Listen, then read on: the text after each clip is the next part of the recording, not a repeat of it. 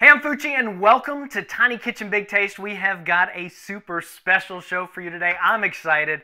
I am standing here with Kerr, the Galloping Gourmet, and we're making breakfast for you today. What do we got? You play pool? I play pool. Yeah, Not well, but I play pool. You know when you go off the cushion and then you get to the ball you want to get to. I want to get to you, and I'm going off him. All right, to a breakfast which is sensational. It's going to give you energy in the middle of the day that you may not have ever had. Y'all ready? Are you ready?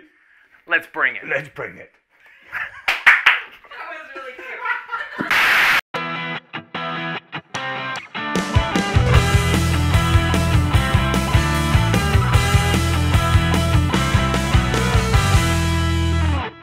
So I want to make purple porridge. How do we make this? Well, I'll tell you first of all, you start the night before, and I want you to be disciplined in doing this. I want you to succeed, so start the night before. This is good because I'm a late night person, so good. I can get started at night. Get some good rolled oats. Those are raw rolled oats. Nothing that's been, no millet oats or All anything natural else. rolled oats. It needs to be really good stuff. And then some dried fruit. Now this is a mixture of cranberries, and there's some dried cherries there, some blueberries as well, and some raisins. Okay. So I put And that you can use any type of dried fruit that you want. Yeah, it's just a dried fruit thing that you're doing. Now here is a whole bunch of different nuts. You get cashews and almonds and pistachios that you can see, and walnuts. Nice mix. And then grind those up until they're nicely pieced. You can see how chunky those are. They're about the same size as the dried fruit. And if you don't have a grinder, what I like to do is take maybe a plastic bag and throw the nuts in there and hit it with the back of a spoon or something. Or a champagne bottle. Even better. Yes, that's right. Even better. I like the way you think. Let it settle for a while. Okay.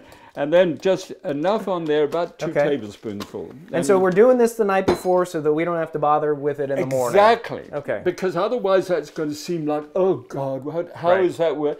So you've done everything. Go to bed, come in, stumble, find the hole. You just have to find the pot. And then take 1% milk, put enough milk in there to just double the amount that there is in that pot. So whatever the dry ingredients are, we just want to double it. Double it. Okay. That's it. Then I get some frozen berries, and I put a large spoonful of frozen berries. Now I've got the dried ones in there, but those are frozen. That's what's going to turn it purple. Now you're up in the Pacific Northwest. You can also use fresh berries too if you wanted. Oh gosh, yes. You know, but I want you to do this. So I want you to get there and get that in the fridge, and you're going to do that each day. Put the lid on. Okay. Put the heat on low. You don't really want to get it to boil over. Okay. So now you can go shower, exercise, stretch. Do whatever you want to do. Meditate, do whatever you do. Good. For as long as you like, because this isn't going to ruin. Okay. It could be half an hour, but it can be 15, 20 minutes. It's ready. Okay. And when it comes, I'll show you what we do there. So we might as well go. You go your way and I'll go mine. We'll be back. Whoa, that was a workout. You've showered. I've stretched. We've got the journal thing done. And I'm hungry. And that means that about this time, look at that. Yeah. See, it's bubbling. It's the right temperature because it's just bubbling around the outside. See how wonderfully purple it's gone? And that viscosity that you have stands up on the spoon like that. That's perfect. Ready? Okay, so I've just taken these out of the microwave, and they've had about 3 minutes so that they're nice and hot. Which is a great tiny tip, putting your plates in the microwave, and it warms the plate so that when the food touches the plate, it doesn't cool the food. Yeah, always cold food, cold plate, hot food, hot plate. Okay. Never. Okay. Now this is enough just for me. And I'm sharing. Thank you. Darn it. This is amazing. But you did give me a bigger portion. So. I did. Well, actually. There we go. Fine. I shouldn't have said anything. Now, what you do to serve this up in the same way you were sharing with me in the early days when you had this at home, you would have a little moat of milk around the outside, which is very much a Scottish idea. So you stir in the cold yogurt over the top. It's really hot underneath. So you scoop it up from the bottom, so you've got a hot in the bottom there and cool on the top.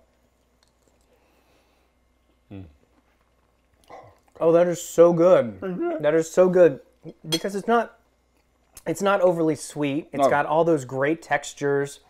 I can taste the nuts and the fruit, and then it's got the hot on the bottom, the cold on top. Just like it was with the old days, you know, when you grew up. Absolutely. My mom used to make oatmeal. I would have brown sugar on top and then the cold moat of milk around. Yes. And I love that hot, cold texture to it. But you don't need the hot sugar anymore because the fruit is providing The fruit is that great. one. Hey, if you like this recipe, you can find it on our website. You can also check us out at Facebook, Instagram, and Twitter. Twitter. I'm Fucci with Graham Kerr, reminding you that if we can make purple porridge in a kitchen this tiny, you can make it in yours. We'll see you next time on Tiny Kitchen, Big Taste. God bless. This guy has some really interesting ideas about us people who are just on our own in a small kitchen of our own instead of ordering pizza.